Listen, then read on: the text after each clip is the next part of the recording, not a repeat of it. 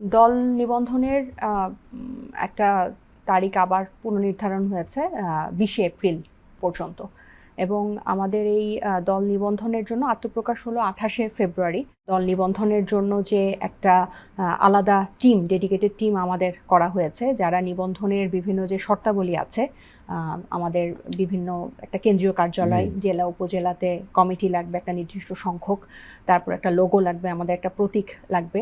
So এগুলা সহ সব কিছু নিয়ে কাজ করছে একটা ডেডিকেটেড টিম, এবং এরা ইতিমধ্যেই ইসির সাথে অনানুষ্ঠানিক এবং আনুষ্ঠানিকভাবেও বসার ওই টিমটাই যোগাযোগ মেনটেন করছে।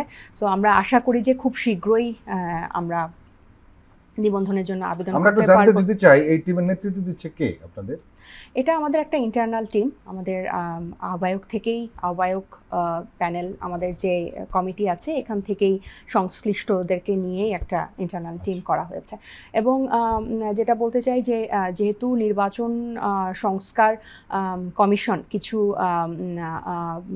প্রস্তাব রেখেছে, এবং ইসির পক্ষ থেকেও কিছু নতুন, যেমন কিছু আপনি জানবেন যে রাষ্ট্র সংস্কার আন্দোলনের যে জনাব হাসনাত কায়ুম একটা রিট করেছিলেন এই এটা বিদ্যমান যে ব্যবস্থা আছে ইসির, এটার পরিপ্রেক্ষিতে।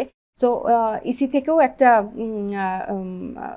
মানে নিয়ম কানুনগুলো আবার রিশাফল করার যায় কিনা, এবং কিভাবে নিবন্ধনের, নতুন দল নিবন্ধনের সময়সীমাটাকে আরেকটু বাড়ানো যায় কিনা, এগুলো নিয়ে কিন্তু তাদের আভ্যন্তরীণ আমাদের দলের সাথে ইসির সাথে একটা অনানুষ্ঠানিক এবং আনুষ্ঠানিকভাবেও যোগাযোগ রক্ষা করা হচ্ছে। জাতীয় নাগরিক কমিটির যে কমিটি ছিল, তারাই কি জাতীয় নাগরিক পার্টির কমিটি হচ্ছে জেলা উপজেলার? যখন জাতীয় নাগরিক কমিটি, যখন কেন্দ্রীয় যে নাগরিক কমিটি ছিল, তাদের কিন্তু সবাই রাজনীতিতে আসে নাই। না, আমি জেলা বা উপজেলা পর্যায়ের কথা বলছি। আমি বলছি কারণ কেন আসে নাই, কারণ সবার কিন্তু রাজনৈতিক স্পৃহা বা আকাঙ্ক্ষা থাকলেও দেশ গঠনে বা দেশের জন্য কাজ করার, কেউ সরাসরি রাজনীতিতে অংশ নিয়ে রাজনৈতিক দল করে কেউ চেয়েছেন, আবার কেউ চেয়েছেন যে তাদের নিজস্ব ভূমিকায় থেকে, যা তারা সামাজিকভাবে যে সেক্টরে পারদর্শী, একটা সিভিল প্ল্যাটফর্মের অংশ হিসেবে জাতীয় নাগরিক কমিটিতে কিন্তু রয়ে গেছেন। ঠিক একই জিনিস কিন্তু বিভিন্ন জেলা উপজেলার ক্ষেত্রেও প্রযোজ্য। কারণ অনেকে, আমরা কিন্তু যখন এনসিপি আত্মপ্রকাশের আগেই আমরা জাতীয় নাগরিক কমিটি থেকে প্রায় 400টা থানার উপরে প্রতিনিধি কমিটি দিয়েছিলাম।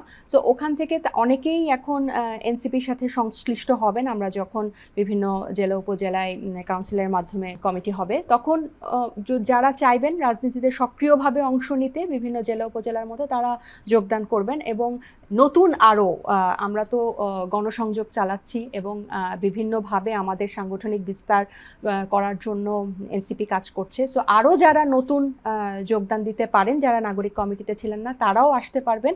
এবং যারা রাজনীতিতে সক্রিয়ভাবে অংশ নিতে চায় না, তারা কিন্তু জাতীয় নাগরিক কমিটির প্ল্যাটফর্মে একটা সিভিল সোসাইটি বা একটা প্রেশার গ্রুপ, যেভাবে হোক, ওখানে কাজ করতে পারবেন।